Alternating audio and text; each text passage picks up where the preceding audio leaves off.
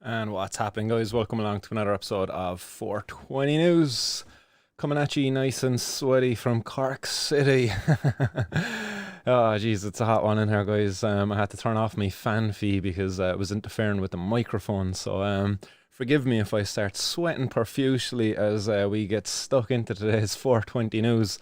But welcome along, everybody. See a nice audience gathering out there already. So, again, sorry for the absence on Friday, but I had an amazing day out in the water. So, I hope you made the most of it as well and had a lovely weekend, everybody. Who's out in the audience? We have Mustawes, Podge, Rudy, Hype. What's going on, guys? We've Sean is out there as well. Bogwan's son, what's happening, Bogwan's son? Bogwan's son saying delighted for Vera, but I'm not thanking Stephen or Frank. Spoiler alert. That's coming up very shortly in the 420 News. Who else is out there? WRT is out there as well. Got your herb. Bring Alicia home. Yes, say it loud, say it proud, guys. Bring Alicia home. That's the next challenge up ahead for us. John Finnegan, what's going on, John? DB is out there as well. DB Woodcraft, what's happening, DB? Mark Andrew. Irish Hemp Harvest, what's going on? And Ferg and Toto, what's going on, Ferg and Toto, over there on Facebook land. Hope you're all well, guys. So, guys, welcome along to 420 News. As some of you have already pointed out there, there is news coming up on Vera Twomey. So we'll get stuck right into it. The very first headline we have today is the news that Vera Twomey just recently got a call off of the Health Minister, Stephen Donnelly, to say that Ava's medicine is going to be paid for at source. So basically what this means is Vera no longer has to pay €10,000 every 3 months. That would have been reimbursed by the government. Now instead of this, the government are actually paying directly to Bedrocan, I would imagine. So this is a great step forward for the many patients out there. I had this set up a little bit differently. This news only broke there like about maybe 40 minutes or so before actually going live. I was going to focus in on Vera in a different angle, that Vera was featured recently in the High Times magazine, and she was also in the Evening Echo, the Cork City Echo here, over the weekend. So in the High Times magazine, they done a very in-depth kind of background of Vera, her journey, as what she went through, and it continues to go through. I suppose maybe that journey is to an end now at the moment, after finally actually getting the cost of the medicine paid for at front, and delivery of it hopefully as well is going to be guaranteed to continue, and that Vera doesn't have to, or her husband has to go to Holland to pick up Ava's medicine. So again, happy bloody days on that one. As I say, High Times covered her story. The Evening Echo then was doing it on a different angle, talking about this reimbursement that was going on and saying how Vera was hopeful that there was going to be an announcement soon, and you know, well, there you go, guys. You should always, remain optimistic, as Vera did, and yeah, her optimism paid off. But what does this mean for the other patients out there, This was the tweet that Vera announced, said announcement to come shortly on Bedrocan is to be funded up front. We did it. Thank you, everybody. Thank you. It's Stephen Donnelly. Thank you for calling me earlier. And at Michal Martin, thank you. And at Adrian Moynihan and a few other people, thank you all so much. So again, happy days, but there's other patients out there still, and I don't know if this is going to cover their case. And as I say, I had this kind of lined up beforehand, looking at it from a different angle. But there's other patients out there now as well who have not been getting reimbursed all along. So I wonder, does that mean that their government is not going to cover their medicine anymore? So the other person's story I wanted to bring up was the story of Pamela and Ryan. So Pamela Barnes commented there recently, I'd done a bit of an action over the weekend. I planted more cannabis plants across Cork City. And I forgot to actually include that in today's 420 News, but there you go, it's out there now. But yeah, we got I think there was about 10 cannabis plants I got planted back at the Shandon footbridge, and as well at a few flower boxes across other locations in the city. Again, just an escalation on the previous protest.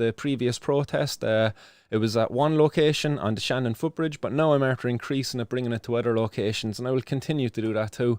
But Pamela commented this on the post that I'd shared up there with those images, and she said that Ryan's meds arrived after paying another €1,080 for his month's prescription. So that's for 1 month. So she's paying over €3,000 for the 3 months, whereas Vera's was 10,000. But still, That's an awful lot of money to be giving out, especially if maybe, funds are tight, you're renting a bloody house. We all know what rent is like in Ireland, It's not cheap to live here, that's for sure. And if you're a person suffering with chronic pain and you have to pay out a couple of £1,000 every bloody month, I don't think it would be any easier.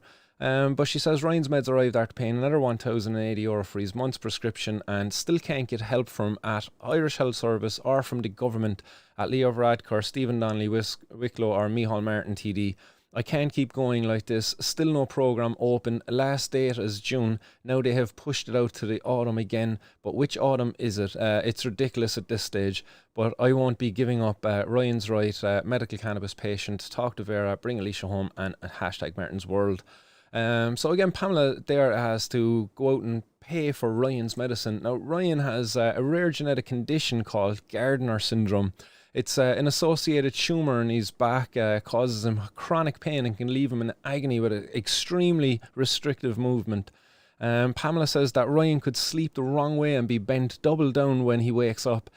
Before he started on medical cannabis, he'd have to take opiates and he'd be like a zombie for a day. Pamela also said that he has no appetite when he's on opiates and he can't do anything. Since he got his new prescription, he can take it and in 10 or 15 minutes he'll be fine. So that's the cannabis there she's talking about. He hasn't been in hospital since. Before that, he used to be in hospital repeatedly for pain management. So since getting access to cannabis, he hasn't had to go into hospital at all for this pain management, whereas before, that's repeatedly having to visit. And that's costs again, and time taken up from health professionals who could be seeing other patients. Not that Ryan doesn't need to be seen, but if his pain is under control, then look, why take up the time of a consultant?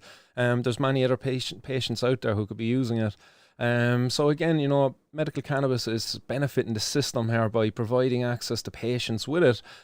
So why aren't the health service affording patients access to it? I just don't understand this. Let's hope an announcement that comes later, look, that this is going to open up the door to all patients getting access to Bedrocan and not the medicinal cannabis access program with their two products that are approved for use. Only one of them is actually available currently in Ireland, and still nobody has access to the medical cannabis access program. So, what they're doing there, I don't understand. There's good companies out there already. Tilray, Bedrocan, Aurora. There's so many medical cannabis companies out there already producing really good herbal-based products, full spectrum cannabis medicines, and I don't know why they're making the market so exclusive to these kind of they're very pharmaceutical based medicines, the ones that have been approved so far. They're not in the way in which patients who would like to use cannabis. I suppose Ryan here has been vaporizing his cannabis or smoking it probably because he needs the immediate relief there from the chronic pain, and smoking it is probably one of the quickest ways in order to get it into the body, into the bloodstream and out to the parts of the body that needs it. But Pamela went on to say that Ryan's life changed last October when, after a long battle, he was granted, and this was October of 2019 as well, I should add, after a long battle he was granted the right to use medical cannabis, which can only be sourced from a designated pharmacy in The Hague and brought into the country under a special licence. After struggling to plot a future, he secured an apprenticeship to train as a carpenter and has been making plans like the rest of his peers. And all this thanks to having access to cannabis as opposed to the opiates, which would have left him unable to go to work because he's too much of a zombie on those bloody things. But one of his consultants vouched for his transformation, writing in a letter to the then Minister for Health, Simon Harris, that his pain symptoms have resolved significantly. There is no question of the benefit it has given Ryan and his quality of life, and that was signed by his oncologist, David Fennelly. That letter was written in support of Pamela's ongoing campaign to have the cost of the cannabis reimbursed by the HSE, while around 30 patients around the country have been granted the right, and that's actually about 60 now at the moment. So that number has doubled since this story was put out, where I'm taking these quotes from Pamela. That story, it was from April of 2020. So again, since that article went out, there's been more than a doubling of the amount of patients getting access to the medical cannabis through the ministerial licence. So the demand is certainly there for it. Pamela went on to say that it's costing us €975 a month for Ryan's medicine, and that's not including paying for trips to The Hague every 3 months. I wonder why it went up there recently, an extra £100 there, or £105 added onto it since the last payment. That's bad enough, but no, even though we are paying for it, we can't get it. I listened to all the announcements about isolating, and everyone was reassured they could still go to the pharmacist and get essential medicines, but we can't. And that again was coming from last year when Pamela was put into isolation or under lockdown, I suppose, like the rest of us, and non-essential travel was taken away. Obviously her travel was essential, but she was afraid in bringing back the bloody virus at the time because everybody was terrified of the thing once it was first announced. So again, look, I'll pay attention to the announcements later on. Hopefully I'll be able to understand where Pamela lies in this and other patients afterwards. Fingers crossed that this will be positive news for other patients. Again, as I said, this medical cannabis access program is not the way we should be getting access to. Patients should be getting access to the cannabis, because Bedrocan is not on there, Tilray is not on there, Aurora, the other companies that are out there providing the medicines that are providing the most relief currently to patients across the globe and from cannabis. That's who's providing them. There's 6 medicines, I think, or there's 4 medicines listed on a medical cannabis access program. Only 2 of them have been approved, and only 1 of them is actually available in Ireland at the moment. But still, nobody has access to it because nobody has gotten access to the medical cannabis access program because it's still not bloody active. It's crazy, like the can kicking that's going on here in this, like, and the suffering that it's caused then. Patients like Pamela having to fork out all of this money, having to go out there and fundraise. Pamela's at the fundraise for Ryan's medicine, like many other patients that I've raised their stories here in the past, having to do GoFundMes, go out into the community, do fundraiser, long run kind of fundraisers and stuff like that. But again, you know, hopefully later on this evening, this will all be brought to an end with the announcement from the Minister, Stephen Donnelly, whenever it comes. So I'll be paying attention for that.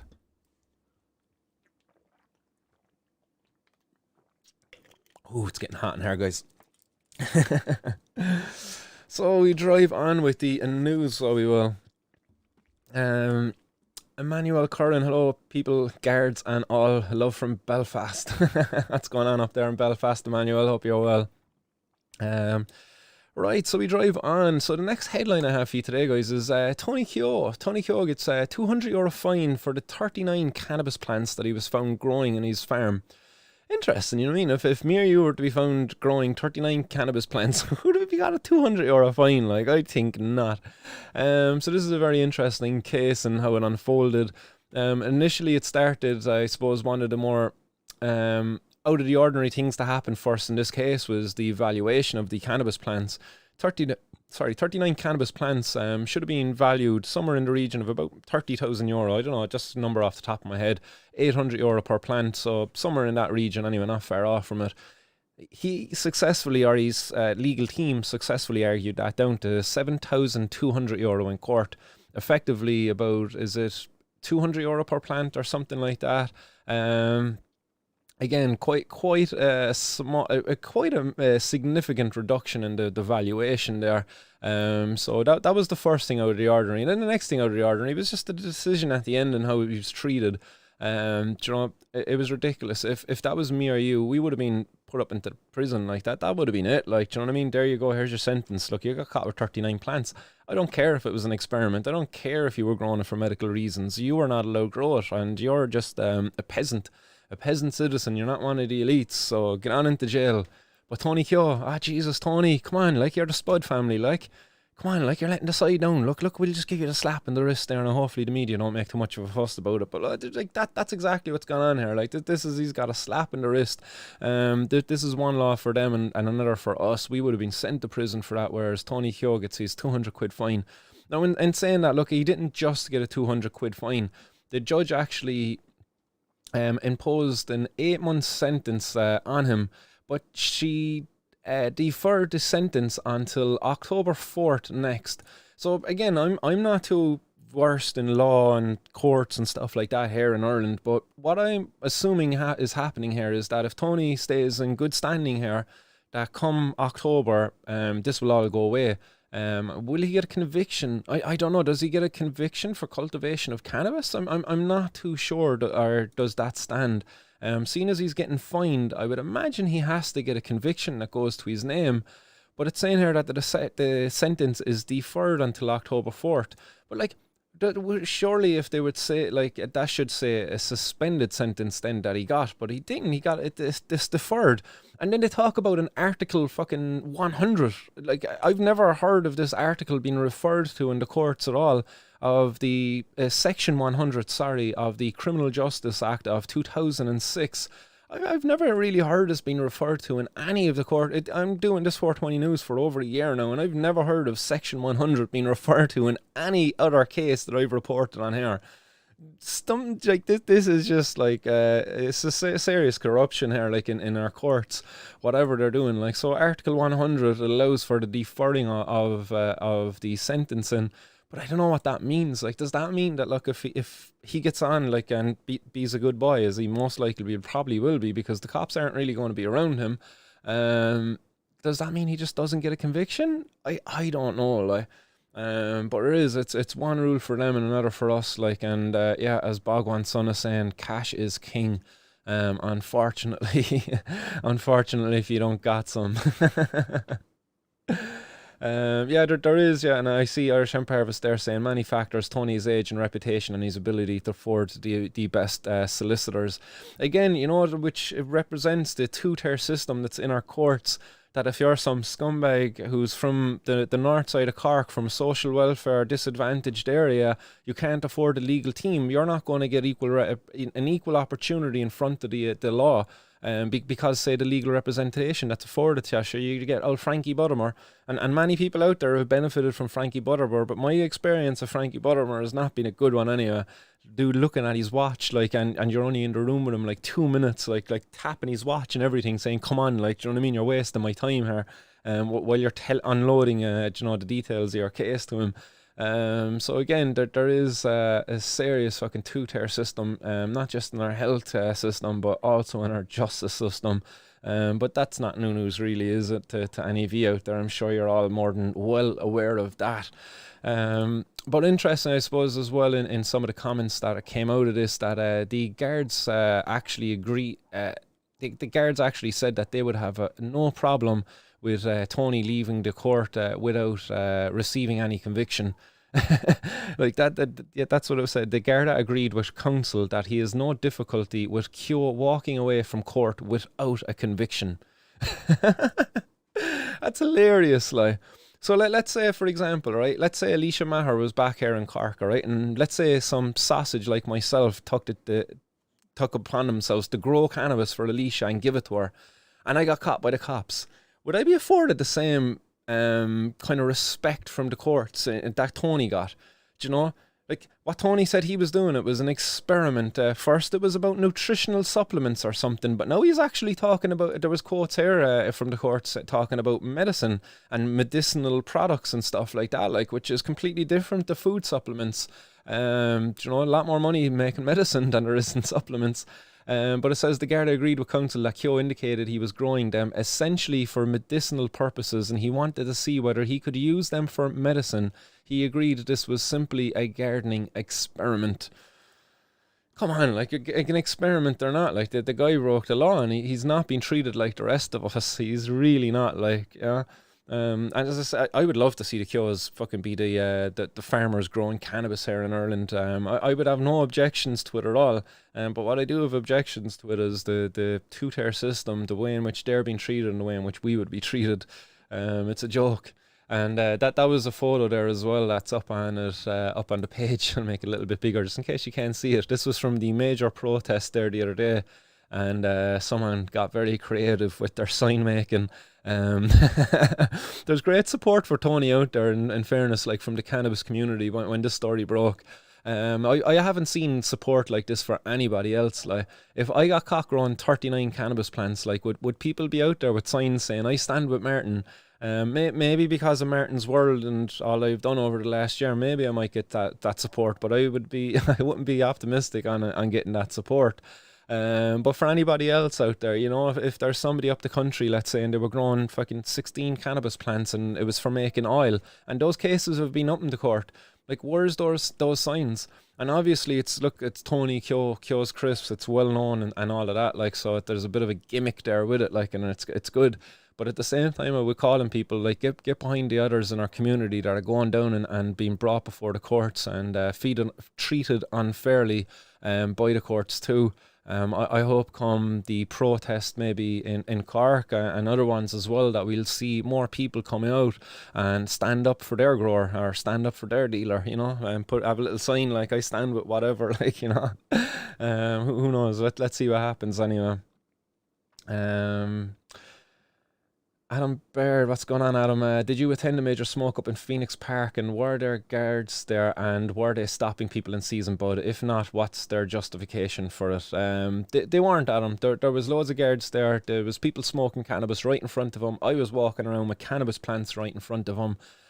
People were rolling up joints right in front of them, and they did not interfere with a single person there that day, that I'm aware of anyway. I seen a number of guards walking around having chats with people and everything, but nobody got stopped and searched. Nobody had their cannabis taken off them at the Phoenix Park protest. So yes, I was there. Right, we drive on to the next headline, but before we do, we'll get a little 420 civil disobedience protest going. A little bit late for 420, but sure, it's 420 summer all the time, isn't it? Gotta find me a lighter. So blaze them on up, guys, if you got them, or if you're already blazing. I hope you're enjoying it.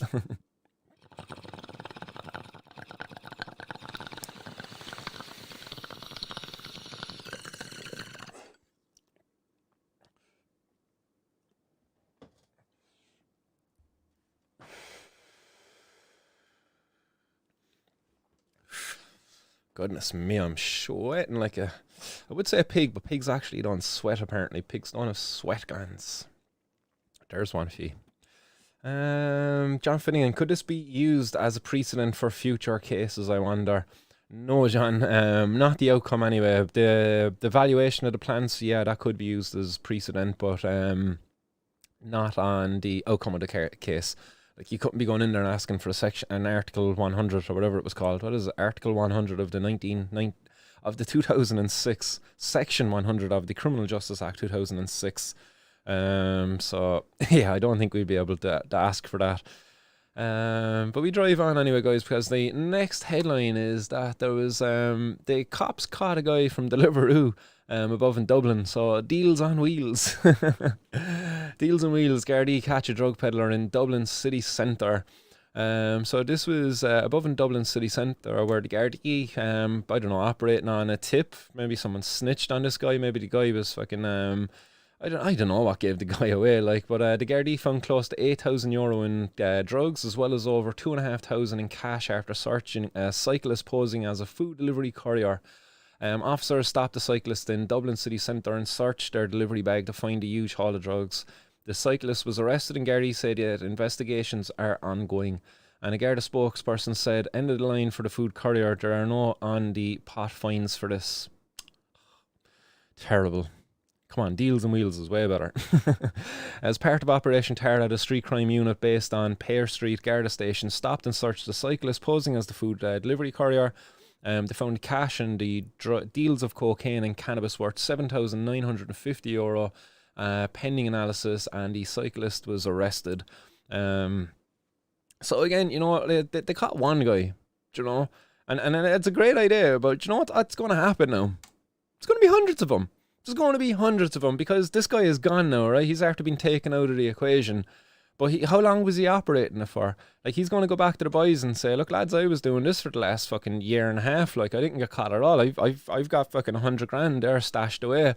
And the boys think that they're doing this and they're taking my 2 or 3 grand off me. Do you know, Deliveroo cyclists, drivers, whatever, like, they're incredibly underpaid, like, you know, and overworked, I suppose, in a sense. It's tough work that they do, and is it any wonder then that they're going to be tempted to supplement their income? So, like, as I say, the cops took one, but now there's going to be many, many more replace this individual. And I'll put it out there, guys. I used to be delivering pizzas for Donatello's in Mayfield, and for about I was delivering with them for about 4 or 5 years, and I was delivering cannabis all the time with my pizzas. Just throwing it out there, like it was a great cover because you would arrive down at the checkpoints, the cop would see the delivery bags up in the seat, and there was Donatello's. You'd be wearing the uniform as well, the t-shirt and stuff, and they would just flag you through. Oh, you're working, no bother. Just check your tax and insurance there, but yeah, drive away on there, no bother at all. And meanwhile, what I used to be doing is the arch on the front windscreen, you know, between the driver's door and the front windscreen, there used to be like a panel you could pull back there, nice and easy. And you just bring like 350 bags inside there. I'd have 350 bags stashed in the panel. And if I sold one or two, I get a message through denied. Are you working, Martin? Yeah, I just put in an order there, get my delivery and drop it down to me. Not otherwise, I'll be down there in half an hour. Drop it down, have a smoke with the boys, give them a bag, and back to work again. Great old crack, like, you know. But it was a great cover as well. I'm saying, and I got away with that for years. I was never caught delivering my cannabis at all. When I used to be delivering it as a delivery driver. Now, in fairness, I did get caught at the Chinese with the €10 worth of cannabis, but I wasn't even dealing at that stage. The cops just fucking, I don't know, they just had it out for me that evening. Like, they thought they were going to find more than what they did, in fairness to them. Like, they thought I was actually getting heroin from the guys that were dealing heroin. Apparently, I'd parked right outside of a heroin dealer's house. That time I got caught with the €10 worth of cannabis, but I had nothing to do with them. There's a shop next door to the fucking heroin dealer's house. Like, it's, but yeah, Gardaí, Dealz and Wheelz, drug dealer caught above in Dublin. Waste of fucking time. Imagine how much like money could be made, like if this was a service actually being provided to the city. You know, a guy peddling the drugs around, like literally a drug peddler, but a legal one at that. Like, you know, that would be somebody's job. They would be paying income tax on their job. They would be paying VAT on the products they would be selling, and they would be taking away work from criminal organized gangs. You know, organized criminal gangs. Why are we not doing this? I just don't understand it. And at the same time, we would be helping the patients as well. You know, and we would be ending shit like this, where a social worker had his front door kicked in for some reason anyway, a reason that he's not aware of. This was a case of Ryan Moran, and he's after bringing the guards to the High Court now, and he's demanding to know why it is that they searched his house. As a result of being left in the dark over the incident, Ryan Moran has brought proceedings seeking the information used by Gardaí to procure a warrant and a copy of the warrant itself to search his Dundalk home on April 21st last year. So this is a very interesting case, and I really do hope that the cops have shot themselves in the foot in this one. Like, I hope somebody fecked up along the line where they were taking shortcuts really, and they got this warrant illegitimately. I hope they get in fierce trouble for this. It's a joke, like, you know. Imagine that, like, you arrive back from a work after a late night shift to find your door off the hinges and your house completely ransacked. What's the first thing you're going to do? You're going to call the cops. You're going to say, come here, there's somebody after robbing my house, they're after breaking into my house, they're after trashing the gaff, and I can't see anything missing, but my gaff is wrecked and my door is off the hinges. And the cops are like, oh, that was us. We did that. And we were looking for drugs, but we found nothing. And you just been scratching your head there then, like, what do you mean you were looking for drugs? Like, why is my gaff like this? Like, what in the name of God is going on there? Like, so I hope that they get in a lot of trouble over this. This shouldn't be happening at all. Like, this war on drugs, it's has too many victims. The consequences of it are far too grave now at this stage, for us to continue with it any longer. Decriminalise the drugs and regulate all of them. Provide a safe and regulated avenue for the drug users to get access to their drugs. Stop kicking in people's doors. Take away the work from the organised crime gangs by regulating the products that they're selling, so that they are basically going to be priced out of the market, I suppose. There's no money for it in them for them any longer. So, you know, waste of fucking time, like. But this is a prohibition at work, another example of how it's failed in Ireland. And another example of how it's failed in Ireland then is this fucking manhunt, or this woman hunt search actually, sorry. But that's going on at the moment for the Growhouse Queen of Ireland, as they're describing her. So Ireland's Cannabis Growhouse Queen, the target of Garda raids with designer goods and 20,000 in cash seized. So that was the headline on this case. But this is a story of an Asian woman, apparently, who is being the target of the Criminal Assets Bureau and the Gardaí, because there's a number of houses across the some in Dublin, I think it says, and also over into the west of Ireland, then over in Mayo and stuff like that. So this is an Asian woman who has been associated with these houses that have been raided, the grow houses, and you know, it's a major missed opportunity, like for us again. In Ireland, we've got this Asian lady coming in from Asia. Like, is she one of the triads? Is she part of a larger organised crime gang? I would suspect that she is. That's my suspicion, that she's some sort of a pawn. She's a lieutenant, a sergeant, or whatever rank they want to put her in within the organised crime gang. She's certainly not the head honcho. The head honcho is still fucking travelling around the world in private jets and living her up, and is never going to go next or near anything that's going to get them in trouble. Because why would they, when they've got the Cannabis Growhouse Queens that they can get to do it for them instead? When in fact, like, this should be an Irish person, well, not an Irish person, but a person from Ireland, who set up a business here, who set up an industry, and is thriving, you know. That's what it should be. If this woman is able to operate grow houses across Ireland and is able to buy all of these all this crap, like these designer bags, like apparently these are worth a couple of grand each or something like that. These aren't your knockoff stuff that you're going to get down in the the car boot sale. No, this is the real deal, apparently anyway. But she's able to afford all that. Fur coats, you know, like fur coats, I don't think they're cheap either these days. Like, and a ball of cash there as well that was seized. This, you know, that shows how successful somebody could be if they were allowed to set up a cannabis industry here in Ireland. Why are we letting the organised crime gangs in control of it? Like, why are we wasting the time of the Gardaí to go after this lady? They haven't even caught her. Like, they're still hunting for her. They've managed to seize, and this is why I think that they don't really want to be doing it, because there's so fucking much money in it and shit. Like, there's some fucking cop's wife there now during the week. You're going to see her walking down Dublin, like, do you know what I mean? And her new fur coat, like, the husband's after bringing back out of the evidence lock, or, do you know? Like, they managed to lose a fucking gate down in West Cork in a murder case, like a gate, a massive metal gate. Like, you think that these things are not going to go missing, like, you know, a few 50s there out of the stack, like, you know what I mean? Like, how many of the Garda's wives will be happy with these handbags and stuff as well? Like, this is the jobs for the boys. The boys are delighted going in and doing this. They have no morals at all. Like, they don't care at all. That we're basically destroying many communities right across Ireland. That we're wrecking the lives of many good people. People like myself. I've to give up 3 days of my week where I go sit down here in front of the fucking camera, and I'm happy to do it. I'm delighted with the audience I have out there, but it certainly wouldn't be my first choice of thing to do, should I have not had the experiences that I did, being criminalised for fucking little bits of cannabis. In fairness, little bits of cannabis, getting criminalised for that. Stop, like, you know. It's a joke, like, it really is, like, in this fool then, like, fucking sad. We drive on because I'll get angry with this fella. There was 2 people arrested in Blanchardstown above Dublin after over 130,000 euro worth of cannabis was seized, and this came in Friday, so this should have been covered on Friday's 420 News, but apologies, I wasn't around. I was out there splashing around instead. But 2 people have been arrested in relation to drug trafficking after a huge operation led by Gardaí and revenue officers resulted in over 100,000 worth of herbal cannabis being seized in Blanchardstown.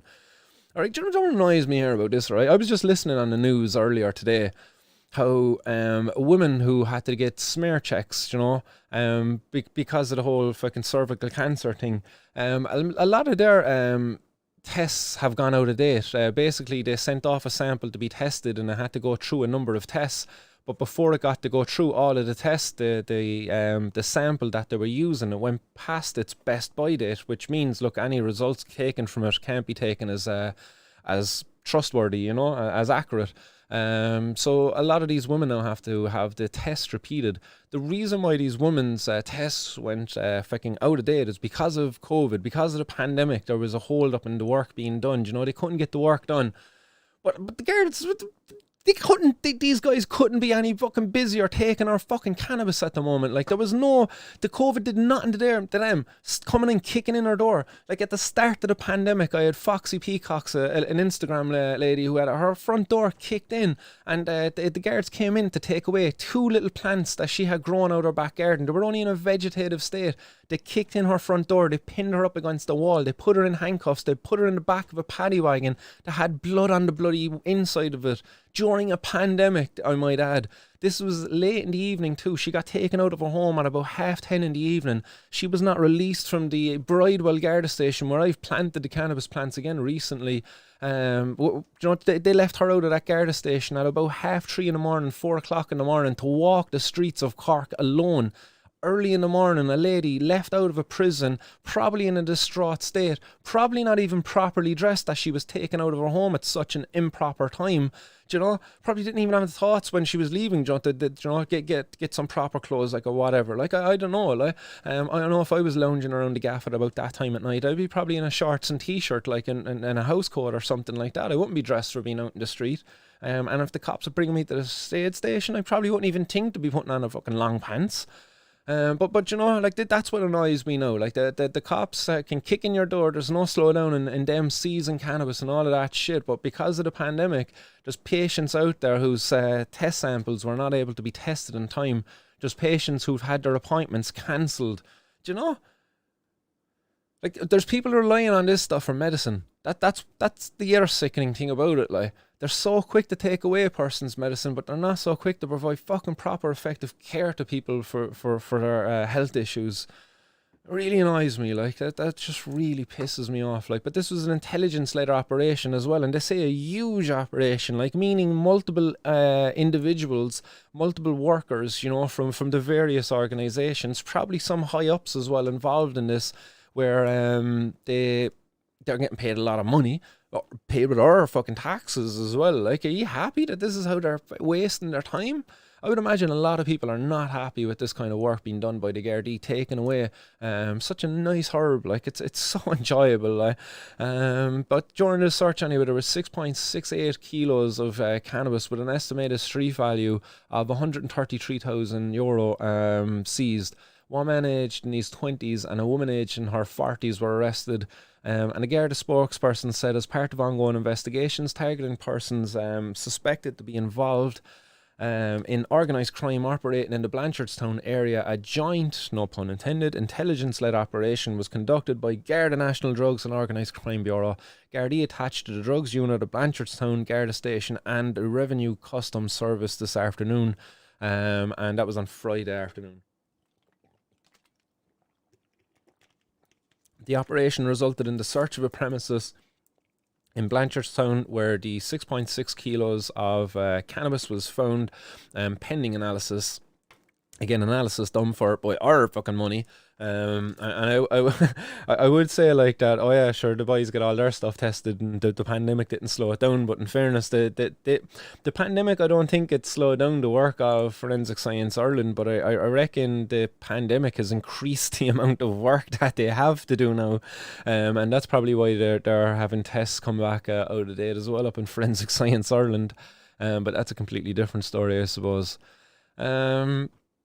So yeah, that's out of Blanchardstown, where 2 people have been arrested and over 6 kilos of cannabis is now sadly going to be destroyed. Like, such a disappointment, man. This was going to bring much joy to many people out there, and now unfortunately it's going to be destroyed.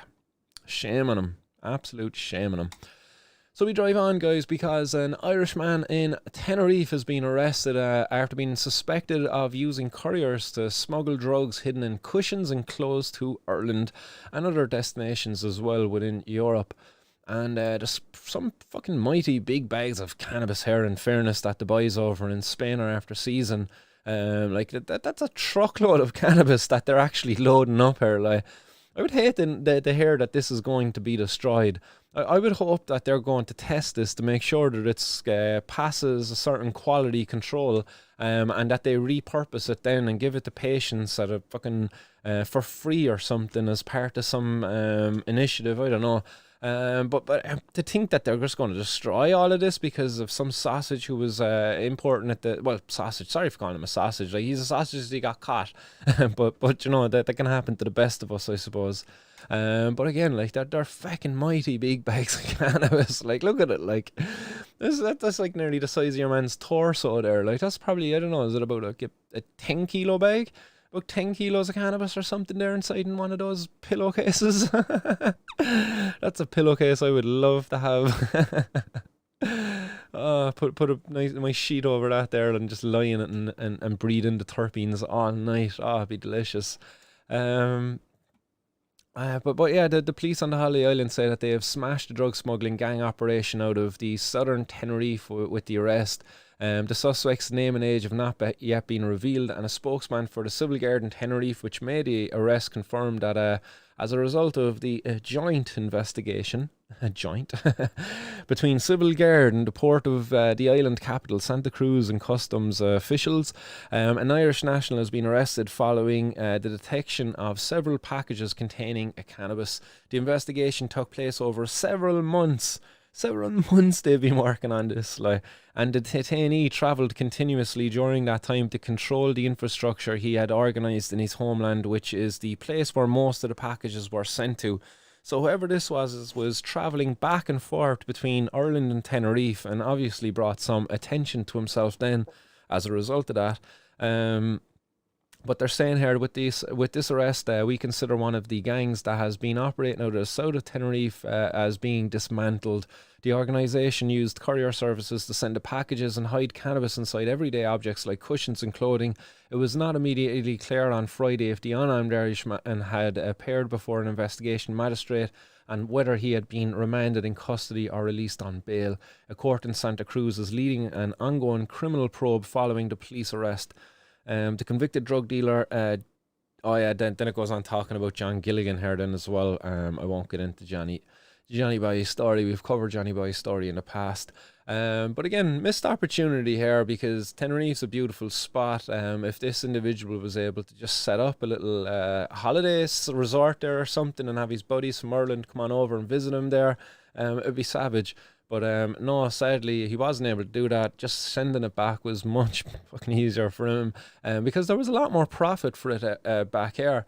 If he was to sell that cannabis over in Spain, you're probably getting somewhere in the region of, like, if he was selling it in bulk, probably €2 to €3 a gram. But if you were selling it out of the shop, maybe you might get €5, €6, €7 a gram, depending on the quality of the cannabis. Like, but that's how cheap it is at the moment over in Spain in some of the clubs.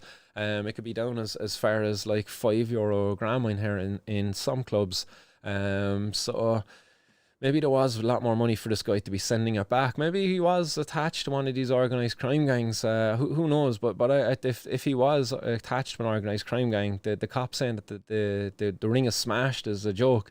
And if what it is, it just means that there's room there now for others to come in and take over. So we drive on and we go from Tenerife, guys, to back to the UK, where an ex-policeman and a soldier, a lifelong soldier, who set up a £336,000 cannabis factory on his farm and protected it with a ring of steel of rifles, knives, and a crossbow, is after being jailed for nearly 4 years. So this is the case of David Allen, pictured here. And again, like, locking this guy up for almost 4 years. What a joke. Like, he's an elderly man. He's after serving his country in more ways than one. He served as a police officer and a soldier. No, he served a short period as a cop. Is about 4 or 5 years David Allen actually spent with the force, but he was with the army then for pretty much all his life. That was his job. He served in Northern Ireland, Bosnia, the Gulf, and Afghanistan also. So Afghanistan would have been recently, like, so he would have been in the army up until only recently, I suppose, but in the last maybe 10 or 15 years anyway. But he began growing the cannabis in his retirement on his small holding by a primary school in Cumbria. The farm was guarded by a cache of strategically positioned weapons ready to protect his illegal enterprise. And I love how they say this, like strategically positioned weapons. But none of the weapons were actually loaded. And they failed to mention this. They mention it a bit later on. He mentions it himself actually in court. David Allen, or his attorney, does. But the media are like, strategically positioned weapons. Like the guy probably had a few weapons just stashed in case somebody came in and tried to raid his gaff. Also the valuation of it here, like they talk about 7 crops could have been produced during a 140-week period. Like, why are they using a 140-week period? Like, that's so strange. 7 crops, like what could he do in a year? Like, surely that seems to be a bit more normal, 140-week period. So they basically put a headline where it's 336,000 cannabis factory, but no, it's actually a lot less. So like if you divide 336 by 7, you can kind of get your answer. I'll get it there. 336,000 divided by 7. 336,000 divided by 7. Oh man, give me that. 48,000. That's what his farm was worth. That's how much he was growing. So he had 80 cannabis plants inside in his shed. Here's a picture of his cannabis plants. So he had 80 cannabis plants. So the boys are saying 7 crops in 140 weeks is worth 336,000. So the boys just went away and printed that he had a 336,000 cannabis factory because he could produce it in 140 weeks. Like 140 weeks, like that's such a strange number for him to go with. Like, so in reality, like this man got caught with a 48,000 pound cannabis factory. And that's the picture of it there, like, and it's a nice old setup in fairness, like, the guy was doing well for himself, obviously supplementing his pension, but he said he started growing it because he used it for to treat his chronic pain. And I suppose things got out of hand. He started with one plant and, he just got addicted to growing it and he just started growing loads of it and he was hooking up all his buddies in retirement or something. I don't know, like maybe he's actually got a load of buddies who are retired from the army who suffer with chronic pain because of the different things they would have been doing in the army, jumping out of airplanes and shit like that. Like, that's not good for your joints. So joints help with the pain. So this individual, he got caught anyway with the cannabis plants, and he was actually trying to make a run for it then as well. So the cops put a stop to that then as well. So they found him having some false passports, and also he had been transferring over almost £500,000 to the Philippines. £425,000 to be precise, almost £500,000 he had transferred to the Philippines. So maybe he got an old Filipino wife or something like that over there, like, but he was doing good. Again, a missed opportunity because of the UK policymakers who keep this illegal. This man served his country and whatever, and you're going to put him in jail now for the next 4 years. And who knows, over the next 4 years, cannabis is probably, hopefully, fingers crossed, guys, get out there and fucking stand up and fight for this, like, peacefully, obviously. But it's up to us, the people, like, to get this over the line and to get people like this man out of prison. He should not be in prison. Like, he shouldn't, like, in fairness, like, that's probably somebody's granddad, like. My granddad's in prison because he was growing a bit of cannabis. Like, I have to go to prison now to see my granddad. Like, my granddad's probably going to die in prison because he was growing some cannabis. Stop, like, come on, like, end this. Like, it's just foolish. Like, you put a prohibition in place, there's going to be a demand for the product there, so that's going to put the price of the product up, and then there's going to be people fill it for whatever reasons. Maybe this guy was seeing an opportunity just to supplement his income. Maybe the guy just wanted to be a millionaire and he's just seen, this is how I'm going to do it. I'm going to be a millionaire before I'm 70. And he just went for it, like, just fucking full steam ahead, like, balls to the wall.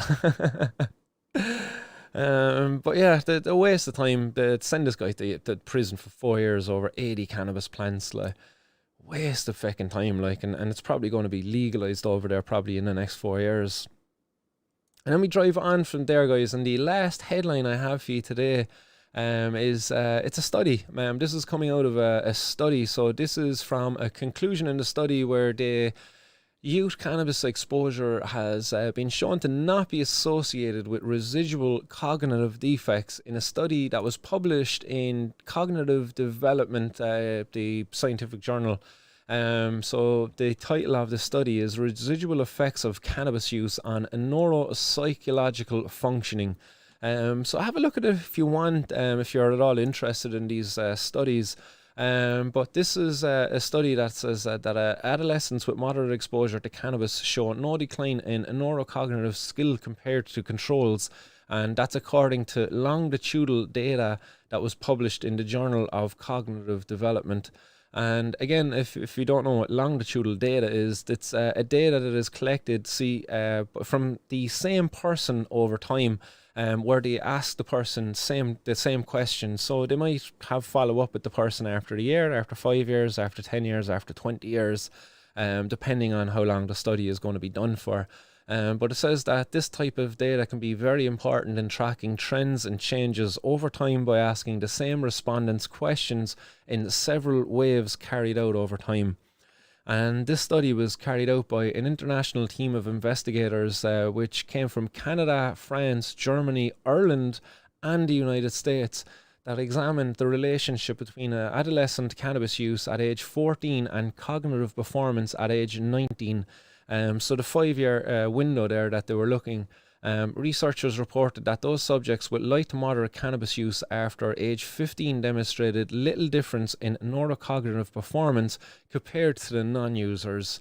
And the authors determined that our data suggests that the decision making is not impaired when cannabis is used in moderation, and onset of use occurs after the age of 15. After controlling for confounders, we found no evidence of cannabis on the remaining neurocognitive variables such as attention, working memory, short-term memory and risk-taking. They concluded, in summary, our data suggests that decision-making is not impaired when cannabis is used in moderation, and onset of use occurs after the age of 15. In addition, we find no evidence to support the presumption that cannabis consumption leads to a decline in neurocognitive ability. So there you go, like just blowing the age-old myth out of the water that, you know, if you're going to smoke cannabis, you're going to have a reduction in your IQ and all of this, like, you know, it's going to make you stupid, it's going to make you lazy. As Sha Richardson has disproved, it certainly doesn't make you slow, as she's probably one of the fastest women around the place at the moment. She's certainly faster than me anyway. And the same with your man, is it Philip Phelps? Fred Phelps, is it? What's his name again, your man, the swimmer guy, Fred Phelps. No, Fred Phelps is the Westboro Baptist Church. It's Philip Phelps, isn't it? Shit, what's his name? Michael Phelps. Genie Mackers, man. Michael Fred Phelps. Ah, yeah, he actually has a Fred in there. Michael Fred Phelps. But yeah, he's the fastest man in water, and also another talker as well. So like the studies are proving time and time again that a lot of the myths that a lot of the propaganda that's been spun. Yeah, I see all of the comments coming in there. Michael Phelps, nice one, guys. But a lot of the propaganda, a lot of the myths, and it's just all lies. It's just all lies. You go right back to the study that they done all those years ago with the monkeys, and it was repeated for decades afterwards that cannabis it kills brain cells, you know, cannabis smoking. But what we found out afterwards is actually the study was not following the method that was approved for it, where they would give monkeys a full strength Colombian cannabis, I think it was. They didn't even use the Mississippi shit. Like, they didn't even use the stuff that they use for all of the research since then. They used the good stuff for that one. And they were supposed to give the monkey like a couple of hits a day, you know, over the duration of the day. But instead, what they did is they strapped the mask on the monkey and they just pressed the button and non-stop smoke for like over 5 minutes to the monkey. And basically what they proved is that asphyxiation kills brain cells because they cut off oxygen effectively. They just kept on pumping smoke at the monkey for 5 minutes non-stop for like 90 days.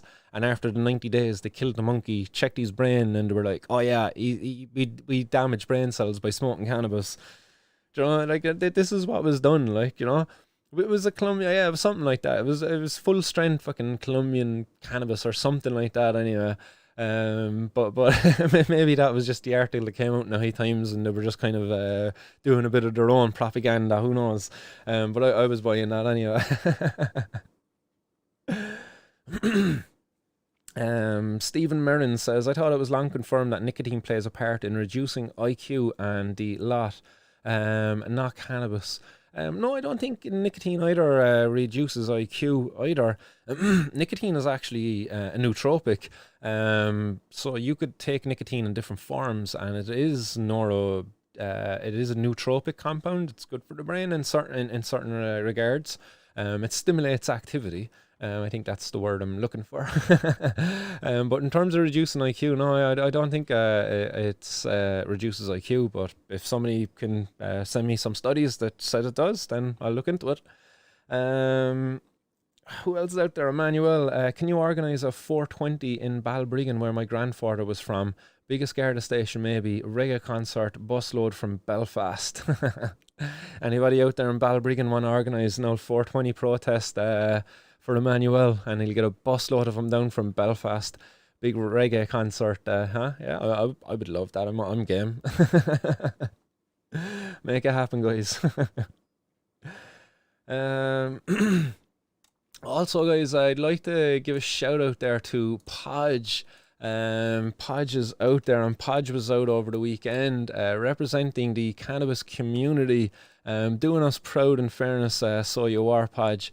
I'm going to pop you up on screen there, and I hope you don't mind me, Podge, popping this up on screen there.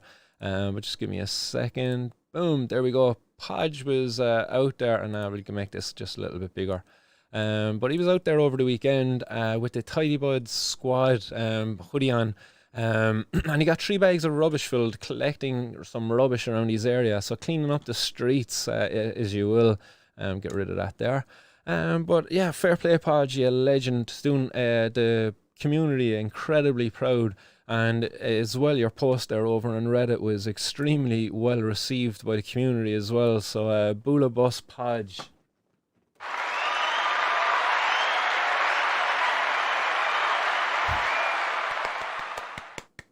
Bula Bus Podge, well done, bud. Excellent stuff.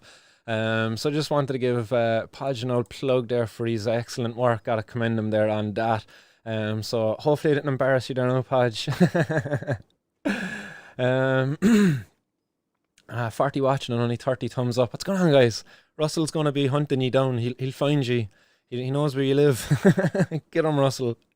He's my small Jamie, don't you know? And lots of well done's coming in there as well in the comments for Podge. Excellent stuff, guys. We'll have more of that as well. Great initiative thought up there. Just, you know, kind of we were shooting the breeze here on 420 News, and the Tidy Bud squad became a thing, and we got ourselves a little jacket now and everything. It's excellent stuff. So I love this community that's forming, guys, and I long to continue to see it grow. And I really do look forward to seeing how well we will grow, how much we will grow once the oppressive laws that are keeping us fucking keeping us so oppressed really are gone. Because once they're gone, like, oh geez, we're gonna flourish. Watch us. We're gonna be a colourful bunch. Can't wait for Cannabis Pride, and the guards are driving around with a big cannabis leaves in their jeeps, like, you know what I mean? Because that's what's after being happened. The gay pride, gay people were treated like criminals for so long. The guards were after them, and in order for them to kind of say sorry, it's like, oh yeah, well look, we're going to have a gay pride vehicle. It's coming. It's coming. It's going to have green flashing lights, you know, and the siren, it's going to be a reggae siren, you know. It's going to have a little vibe to it, like, you know. It's going to have cannabis leaves just all over it. And I'm going to be driving it. I'll be the cannabis ambassador for the Gardaí. Yes, love it. So we get through some more of your comments, guys, and apologies, guys, I don't have the phone line to open today. I don't have the SIM card actually in the phone. I took it out there over the weekend, and I didn't get it back in, so apologies, guys. But do get your comments in anyway, and yeah, we'll communicate there. Other comments out there. Hype not sending them personal info to lose when they're hacked again. Bhagwan Sun, there's over 300 plus cases for cannabis done, and not one media company will mention it. It's a joke, like. Hype saying pain in the hole used to just be on console until I updated app on the phone. We'll get a device with an older version to watch over 18 before they give them details. Is that YouTube? Is it? They won't let you watch my video.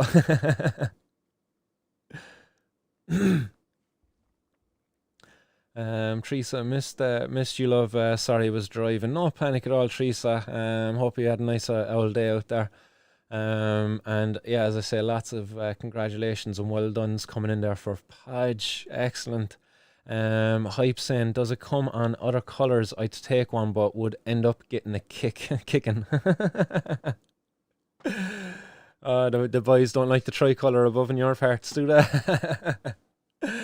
Yeah, well, I think that maybe Northern Ireland could have a Tidy Buds as well, and we could maybe do, I don't know, we'd have to come up with another design there that could be a bit more inclusive, I suppose. But what's the fucking flag for Northern Ireland? What's Northern Ireland's flag? Is it not the same, or is it different? I actually don't know what it is. Do they even have a flag? Oh, it's the Red Hand of Ulster kind of thing, like that thingy. All right, yeah. All right, I didn't know that was their flag. There you go now. I was terrible with this stuff in geography anyway. Like, all right, red and white. Fair enough. That's like the Cork flag. We'll just pretend you're from Cork. We'll put the Cork one on it. You won't put the red hand on it though. Like, I don't know. Like, stop. Like, in a crown as well. Like, nah, I don't know. Like, we get a kicking down here if we start going around with that. And no, we wouldn't. In fairness, we're a bit more inclusive down here in the south. We don't beat people up over having Union Jacks anymore. That stuff is behind us. Come on, you want to grow up there in the north now?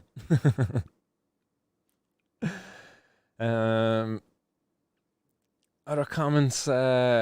Scatanist, and Scatanist, I believe, is the man who actually designed the jumper or the vest. But Scatanist is saying can do jumpers or t-shirts too, but minimum order is 10 for each design, so just need to manage the financial part somehow with bulk orders. So there we go. Maybe we might make some way of trying to get those orders in. If there's enough demand there for it anyway, like maybe we might be able to come up with some way of doing it. Maybe I can, I don't know, I'm just trying to think through email or something like that. Yeah, if people wanted to email me, Tidy Buds or something like that, express your interest there, and we can get more vests organised there for people or something. We'll work out the logistics in it there anyway between us. But great to see that there's more people interested in this, alright. Excellent stuff. Serenable saying I'm 086 number, Martin. Had to go to the last day on the phone cause 085 numbers eat my phone credit.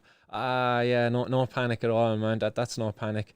For them few minutes we had a cool chat, but cost me €10. So sorry, man. Oh shit, sorry about that, Serenable. You should have given me a heads up on that one, and I could have called you back. I've free to any network. You want to change your network, but maybe 085 isn't as good coverage down in your area. But Emmanuel Curran then saying, well, the handshake people lobby and are lobbied. John Fignan Martin's World Canacar coming to a town near you soon. Emmanuel Curran, donate to Medcon, guys. DB Woodcraft, Red Hand, and Hype don't have one. LOL. Is that not it? Was I not looking at the Northern Ireland one? Skatana says, I've got my own proposed flag for United Ireland on my Twitter with the St. Patrick's assault iron in it. Nice. We could use that for a revolution. Go on, Skitanis. Viva la revolution. Yes. Long live the people.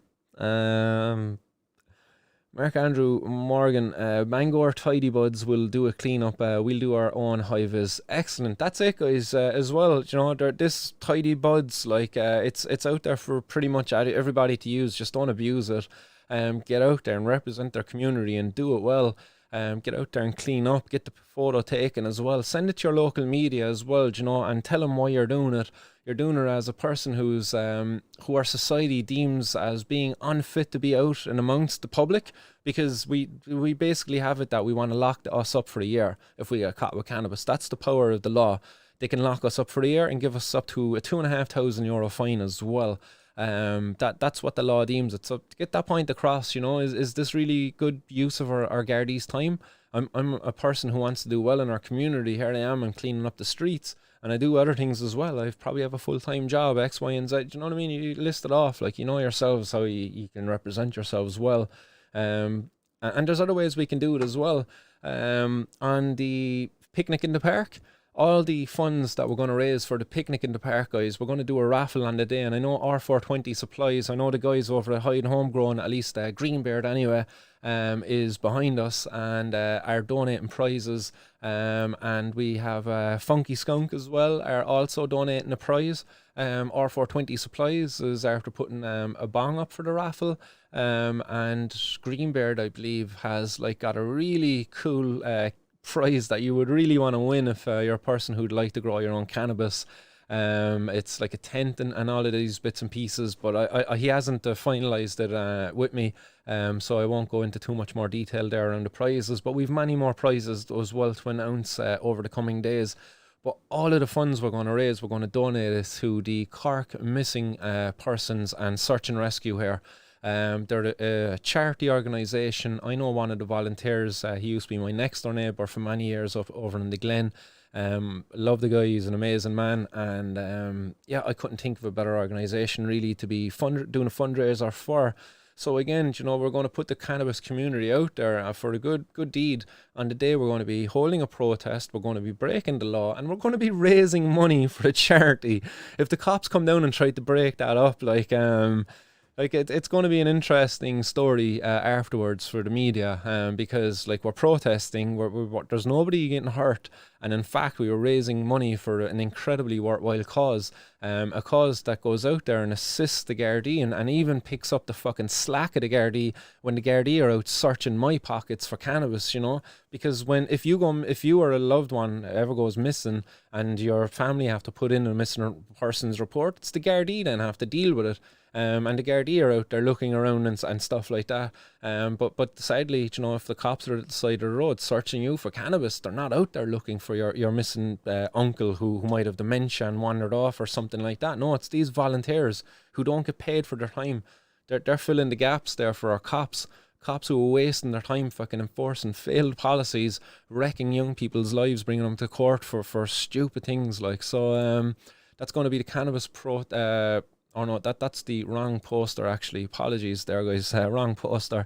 I get off the right one there now. Oh darn it, I don't have it downloaded, do I? Oh, there it is. Yes, I do have it downloaded. Excellent. There we go. Picnic in the Park, Cannabis Reform protests, 2 to 6 p.m. Saturday, 7th of August at the Mardyke Skate Park.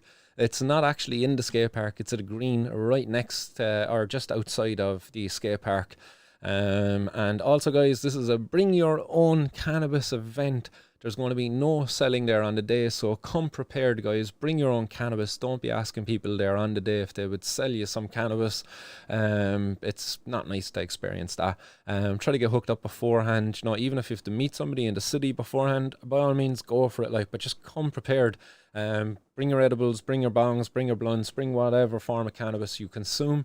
And on the day, we're all going to engage in a mass civil disobedience protest and openly consume cannabis in public in a protest against its prohibition. And on the day, we're going to have a kick-ass raffle with some kick-ass prizes. We've got Rasputin Boots confirmed as one band that's going to be playing. We also have Andy... what's his surname? Andy. I'm going to get him there in 1 second, guys. Andy is a street artist or a street musician, music maker, and a dreamer of dreams is how he describes himself over on Twitter. Andy Wilson. So Andy Wilson is also confirmed there, and I believe he's going to bring down some mates as well, and they've got some songs that they've written that are themed around cannabis and cannabis legalization. So it's going to be a great day. It's going to be great fun, guys. Bring your own guitars, bring a ball, bring a frisbee, bring a fucking hacky sack, bring whatever you want. Bring some bubbles. See some people playing with bubbles above there in Phoenix Park as well the other day, like, and it looked like they were having great fun. And hype, yeah, Mr. Whippy make a fortune. I'll go on to Mr. Whippy, will I? Get Mr. Whippy down there as well. In fairness, we're only going to be down the road from Fitzgerald's Park. Fitzgerald's Park is like only about a 5-minute walk away from there, and Mr. Whippy is nearly always up there. So we'll try to get him down to us then as well at around 4:20. Everyone will be needing refreshments. And Russell is on your case again, guys. 41 watching and 32 thumbs up. Come on, what's going on, guys? Young Jamie is going to do up a naughty list, and you're all going to get cold smoke this Christmas. Bogwan Son, put the numbers on screen. Who want one? When we reach a certain number, we can order. Nice one. That's coming from Bogwan Son. Scatanist. Oops, sorry, Young Jamie. Hype. It's a shithole. LOL. It's a 50-50 town, but a very bitter one. Anyone wants another 8 to 9? I'll chip in with them. Excellent. Irish Hemp Harvest. Between what's happening with Vera and the low evaluation with Tony, it does seem like change is speeding up a bit. Still painfully slow, but things are happening. They definitely are, Irish Hemp Harvest. I would certainly agree with you there. It's kind of like a gigantic ship that's turning. Like, it's just taking forever. Like, you know, it's not something that we can easily turn around very fast. Well, that's how it's at the moment. Like, but I definitely do think people power could speed that up a bit. It's massive disobedience, guys. If we could do like this picnic in the park and just repeat it, like if we had like a dedicated group of 20 people in different towns and villages across Ireland that say the week after this, like that, it just happens everywhere. Everybody goes back to their own area and holds an event in their own area, and does it every week, and maybe even does it every day. Like, you know, it would certainly bring attention to this issue and the need for reform of the cannabis laws there at the moment. So hopefully this is something that we could make happen. I certainly won't be stopping after this one anyway. I will be organising another event after this one, and I know the guys above in the Major Smoke Up have something planned as well for September, but they're yet to make an announcement on that, so all to be revealed soon. Can't wait. Exciting times ahead. Sorry, just going to get a refreshment there.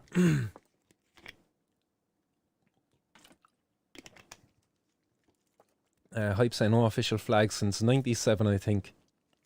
Well, you should adopt the tricolour. Is the tricolour not to represent green for Ireland, orange for the Orange Men, the Orange Order, or whatever it is, and white for peace in the middle, you know, to represent that peace between the north and south of the border? Should that not be Northern Ireland's flag too? Maybe? I don't know. Mark Andrew Morgan, no chance of me being caught holding, still abstaining from funding terrorists. Good stuff, Mark. Good stuff.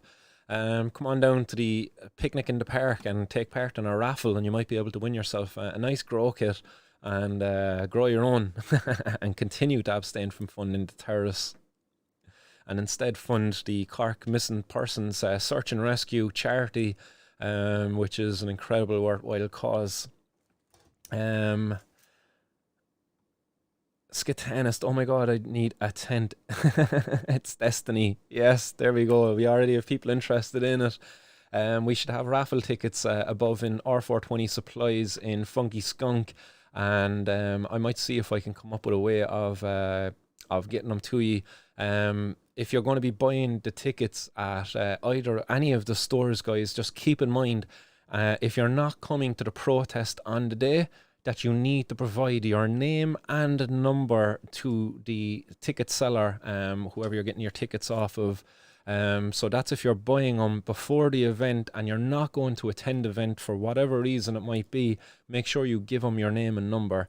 If you're not willing to give your name and number, then sadly you won't be able to take part in the raffle then, unless you're attending. You have to attend then in that case, because we would want to be giving out the prize there on the if you're not there, then we would like to have your name and number there to give you a call afterwards, just to inform you that you won and to get your prize to you. Obviously none of your details will be kept and all of that stuff. You'll be completely safe. But again, if you're not able to attend and you don't want to give your name and number and you would like to donate, then certainly we'll make that available to you as well through those stores, and we might even set up a little donation button there as well online where people can donate to as well. WRT Gunner, Martin, have you asked any ice cream men yet, mate? I haven't actually at all, but we can certainly look into it. If the weather is to be like it is, or even anywhere near like it is at the moment, I would certainly be wanting some ice cream down there anyway, that's for sure. We might get onto somebody. We'll see if there's lads out there that do the CBD ice creams, see if they want to come down there on the day. I know the lads above in the major protest last year were making their own CBD ice cream and giving it out, but we'll see what happens.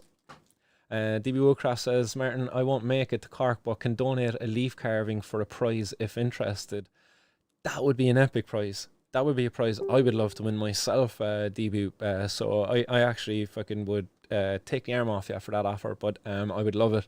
That would be an incredible prize. So thanks very much. A handmade wood carved cannabis leaf from a fan of the show, guys. So if you're not in, you can't win, and that's certainly a nice one to win, along with the other prices there as well. I have a bong already. I have no use for a grow kit right now just because I have too much attention. I can't be growing at home at the moment with all of this shit. Don't want to be giving them ammo if they ever come knocking on my door. But a wood carving of a cannabis leaf, now that's something I don't have and I would love to have. Yes. And I see Teresa's getting in some faces with the love hearts there as well, and I'd imagine that's for your carving as well, DB, because I've seen your handiwork, bud, and it is incredible. So thanks very much, DB, a legend. And you'll email later about the carving. Excellent stuff. Thanks very much, pal. I look forward to that. John Finnegan, hopefully I can get to Cork for the picnic. Fingers crossed for you here as well, John. Would love to see you again, bud, on the day. WRT Martin, are you allowed to put real life posters around the city? I think you are, yeah, to be fair. It just depends on where you're sticking them, I'd imagine. But yeah, I don't think there's any real laws around it as such, or maybe there is, I don't know, like it depends on where you're sticking them, I would imagine. As long as, like, if you're advertising businesses and stuff, then you have to kind of get permission. But if it's like a kind of a poster campaign, like for no organization or anything, it's just about getting information out there, imagine you could just stick them up fucking wherever you're able to. Stephen Mearns, honestly, Martin, since I've started watching your show, I've actually had hope for legalization. Excellent. I'm glad to hear that I'm giving somebody that hope out there anyway. Thanks for that, Stephen. Love to get that feedback. Stephen also says that I love to see the effort being put in by everyone, and I can't wait to do my bit. Excellent. So the 7th of August is going to be a nice day to come out and for everybody to do their bit. Come out and stand up and be counted, you know. I think the Talk to Vera hashtag is now after being meeting its end. I think that's over now, but bring Alicia home, guys. I think we might go back, redesign this poster, and make Bring Alicia Home just a bit bigger now, and shout a bit louder for that one. You know, because Vera is sorted now. I hope she's sorted now anyway. Like, let's see what this announcement is later on. But I think Talk to Vera is done. We've won. Yes, we won. It's a victory. It's a battle won, but the war is not over yet, guys. So this like a quick hooray, you know, and back to fucking work, like, because no time for celebrating really. Bring Alicia home. Any other comments? Unless you paste them, I can't think why not. Yeah, Bogwan's son, want one in Kerry if possible. Excellent, yeah. I hope to hear that there's going to be events in Kerry as well. Hype saying that unless it's covering a sign or advert or something or on someone's property, yeah, that's it. That's what I was thinking. On someone's property, you could get in trouble, but for anything else, maybe not. Ryan McCarthy, what's happening, boys and girls? Hope all is well. Welcome to the show, Ryan. Hope you're doing good. Hope you're enjoying the old sunshine that we've been getting here in sunny Ireland. Irish hemp harvest, green for the herb, white for the paper, and orange for the flame. Yes, the Emerald Isle, we are. The land of green. Daily Talker, when is the picnic and raffle? Also, what happened with the 10th of July raffle? The 10th of July raffle, Daily Talker, was had above there in the major protest. The prizes were given out and everything. It was held over by the major kind of stand. The guys were shouting around on the microphone and stuff like that. But if you were far away, you mightn't have heard them. Georgie Maher says, that sounds amazing. Raging I had to work for the big smoke, but I'll definitely be at the picnic. Sounds like it's going to be the right crack. Hopefully it gets plenty of media coverage and helps to end this stupid prohibition. Definitely nice one for commenting there, Georgie. Hype as well. Father Dougal won that one. Russell Bant, Martin is trying to out us. John Finnegan, just post the 10th to know. Just post the 10th to know. Avoid all the confusion, Martin. Not a bother at all. DB Woodcraft, I just got notified by Facebook that Martin's World is now live. They're a bit late, aren't they, DB? Can't rely on notifications. Easy to miss 420. Definitely, guys. Sometimes I don't know what the story is. I'm not going to say that I'm being shadow banned. I see but certainly not being put out there to people who are looking to be notified about my going live. But still, guys, you managed to find your way here, and I appreciate that very much. Teresa says there are rules. Check your local council. Yeah, you see, I think there's rules around like polls and stuff like that, you know. But as long as you're not going around like putting up your own picture and stuff like that, you'll be grand as long as it doesn't come back at you. DB Woodcraft, also taking orders for them if anyone's interested. Different sizes as well. Excellent. So guys, get your orders into DB Woodcraft if you would like your very own handmade chainsaw carved cannabis leaf. A one-of-a-kind, guys, made right here in Ireland by one of our very own, DB Woodcraft. So if you want to get at him, you'll find him over on Twitter as well. I'm sure DB can put up his Twitter and stuff there if he wants. I won't say it just in case you don't want me to at DB. But maybe you might have some other way there for people to get in touch with you as well. Russell Banta says, how much they pay you to get you to Radisow, Martin? A lot, Russell, a lot. They gave me a big bag of weed. Rudy, it would help if Vera would stay vocal with how cannabis medicine works. Yeah, you see, that's what I'm saying, that the Talk to Vera hashtag. It'll be interesting to see what happens now after this evening. I know Vera wants to just go back to enjoying life now with her kids, and as much as she would like to continue to support and fight for the other patients out there who need access to medical cannabis, I think she deserves a break, and I think she deserves all the time that she wants with her child right now. So I would have no ill feelings if Vera was to just completely disappear off of all social media and everywhere else and just retired to Ahabullogue and to her own family, because, you know, that's what she's wanted all along. She just wants her child to have access to this medicine and for her to be able to be the best mother she can be, and she's a fucking amazing mother, in fairness, like a damn fine one. Teresa, Facebook has been getting that a lot with a few things I watch. Yeah, they do be very late with some of their notifications, alright. John Finnegan says, set a reminder on your phone if you're not getting the notifications, people. Also, like, share, subscribe. Like, share, follow, tag your friends and subscribe. There you go, guys. Nice one there from that, John. Might have to do something like that. I might put something up on martinsworld.ie where, like, click here and it like insert into your Google Calendar a reminder So I don't know if people use Android, and we can come up with an iOS version as well, like where it'll just set a reminder into the phone for you, with all of the 420 news is coming up. Could be something that we could do. Let's see. For Grace, I want to leave with the med sign going through it for my office. There we go. We got some special requests coming in there as well from Ferg via DB. So definitely, I think there's a demand out there for it. When I seen your handiwork anyway, DB, I was like, I would love to have that hanging up inside, and like if I had a man cave, if I had my own little lounge area, I would love to have that hanging up inside of there.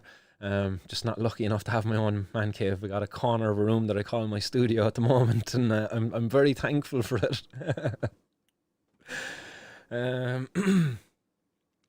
Irish Hemp Harvest has also been admiring your work for a while now, DB, and says might send you an email later. Excellent stuff, guys. Glad to hear that there's so many of you interested there, and I hope you get a couple of orders in there to keep yourself busy, healthy busy. The Republic of Dave says, got a roll of labels today for slapping Cannabis Reform Ireland on every surface in Galway. We need more positive graffiti. There you go. That's a good one as well. You know, those little labels, roll of labels, hashtag Cannabis Reform Ireland, hashtag Bring Alicia Home. I think if you can use both of those together, that would be certainly get people talking, all right, and hopefully people will take pictures and share it online. Do you know, you get on your buses as well, you know, just start hopping on and off buses. Hopefully you have a bus pass, Dave. Or maybe you know somebody who has a bus pass, and just get them to go on all the local buses and put them on all the seats for the crack. It's better than fucking, you know, Johnny was there by 2K21. Russell Banta, Martin wants your name, number, access to your calendar. What's next, Martin? Blood type.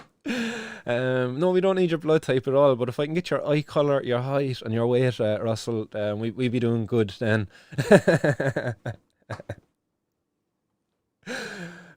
Guys, it's completely voluntary, like, you know, it's not mandatory at all, like, you know, not at least for another few weeks, you know, if you don't have the notifications set up, then you won't be allowed in. You have to sit on the outside while the show is playing. Two-tier system there in Martin's world. Those who have reminders set and those who have not. It's like other systems in our society today, isn't it? I know the boys were talking about that there the other night in the high and homegrown, this kind of the two-tier system that's around the vaccines and all of that stuff there at the moment. Madness, like crazy times we're living in right now. But let's hope we can make them a bit more tolerable by legalising and regulating cannabis soon. It'll certainly make a stay at home easier. Like, if we had legal cannabis at the start of the pandemic, like, you know, locking down like Netflix and chill would have been fucking so much more enjoyable. The checkpoints wouldn't have been catching so many people then either, you know. Bhagwan's son at Young Jamie has admitted to wanting an app, so basically backdoor encrypted basic 101 stuff. So yeah, it's all sus now. To be honest, you've got to look into it. And Teresa O'Connell, mass non-compliance, lads. I've said no more the night of the vote.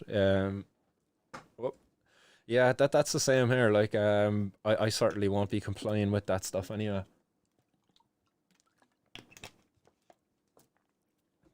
Mass non-compliance. Civil disobedience, guys. So right, guys, I'm going to start loving ye and leaving ye, because I've got to go down and punch some pads and maybe some people too if we get to do a bit of sparring this evening. But we got some Thai boxing ahead of me, and I got to love you and leave you. It's been great chatting with you all, guys, and over an hour and a half there into this show. Hope you all enjoyed it as well. Great audience out there again today. I think we reached the 60 plus people there again at certain points of the show. So great to see, like, and great to see so many familiar faces out there as well in the audience. I'll be back Wednesday, guys. I won't be taking a break Wednesday. I'll be back. So more 420 news for you beautiful people on Wednesday. More announcements there as well as to some of the raffle prizes, and also we'll have some announcements of speakers as well on the day, because I think it's important. We have a couple of people who will come down and say a few words to the crowd on the day. So we'll be announcing those as well. That's all for the picnic in the park. Where I get my, there it is, up above me. Boop, boop. So picnic in the park for cannabis reform, 7th of August, guys. We'll have more announcements there on Wednesday's 420 News. So stay blazed out there, guys, and keep her lit, and have a beautiful day. WRT saying, Martin, I said thank you for your work and how much I respect you. You can also, can you also thank your wife and kids for letting you do this work? Thanks very much for thinking of my family there, WRT Gunner. This work has certainly been a bit of a thorn in their side, alright, in that it takes me away from them a lot. But look, if I wasn't doing this, I'd be probably out working a 9-to-5 job anyway if I wasn't criminalised for cannabis. But yeah, I really do appreciate you thinking of them, because yeah, they do feel this, all right. You know, I'm out there in the public. My daughters, you know, their friends. A lot of my daughter's friends think I'm really cool. Oh my God, your dad is doing this. Oh geez, he's so cool. Like, you know. But at the same time, she does get embarrassed by it as well. You know, having me in the Echo, me in the national fucking news and stuff like that. It does take its toll, all right. So hopefully soon these laws can be reformed and I can just take a step back and I don't have to be a public figure then anymore, at least not in the way I was the way I have been so far. Maybe I might continue Martin's World, but in a different capacity. Then afterwards we'll set her up in a cafe, you know. That'll be a change of scenery then.